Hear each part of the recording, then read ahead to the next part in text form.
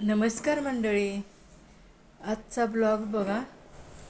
आज मी मेथीची भाजी, भाकर, गाजरचा हलवा, शेवग्याची आमटी, भात, बीट शिजवलं आहे. परत आम्ही रोज बदाम, मनुके, आणखी वॉलनट असतात ना, ते भिजवून खातो.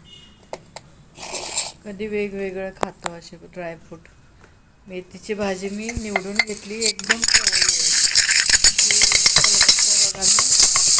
वरून घेतलेला, तर ते दाखवताना ते एकदम मोठा दिसला, पण जेव्हा पार्सल आलं तेव्हा एकदम छोटा होता. पण ठीक आहे, लसूण बारीक करायला किंवा वेलची बारीक करायला छान वाटतं. तर मी घेतलं आहे ॲमेझॉनवरून. आणि मी मेथीची भाजी बघा, मागच्या आठवड्यात तुम्हाला मी शेअर केलेली होती. तरी परत मी ही भाजी तुम्हाला आहे तसंच आपलं फोडणी, कांदा, टमाटा, लसूण भरपूर, मिरची घालून मी फोडणी दिली आणि डाळ घालून शिजवली आहे. छान झाली मेथीची भाजी. तुम्ही एकदा नक्की अशी करून बघा, टमाटा घालून खूप छान लागते. आणि जर अशी कडवट असते ना मेथी, मग ते छान लागते, मग त्यामुळे टेस्टी लागते. ते गाजरचा हलवा केला मी.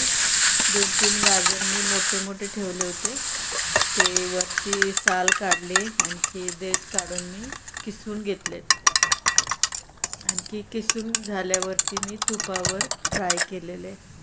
चांगलं फ्राय करून घ्यायचं. आणि जवळजवळ 1 लिटर दूध मी त्याच्यामध्ये घातलेलं आहे, कारण आपल्याला गाजर मऊसूत शिजायला पाहिजे. आणि मी गूळ घातला आहे. दूध आटल्यानंतर गूळ घालायचा. 4-5 चमचे मी गूळ घातला आहे आणि वेलची घातली आहे. परत काजू बारीक करून घातलेत. तर टेस्टी झाला गाजर हलवा पण. आणखी तुम्ही पण एकदा नक्की करा. आता सीझन आहे गाजरचा, आणि मुलांना गाजर खाऊ घाला. डोळ्यांसाठी खूप छान असतं गाजर, जीवनसत्व असतं त्याच्यामध्ये, आणि त्वचेला, डोळ्यांना, केसांसाठी वगैरे छान असतं. तर तुम्ही नक्की एकदा गाजर हलवा पण करत जा, आठवड्यातून एकदा तरी करा. आणि शेवगा मी त्या दिवशी अर्धा शेवगा ठेवला होता. अर्धा किलो आणला होता शेवगा, अर्धा ठेवला होता आणि अर्धा केला होता मी. परत मी आमटी केली. मी पावडरी मसाले घातले, कांदा टमाटा घातला आहे, हिंग घातला आहे, कढीपत्ता घालायचा राहिला.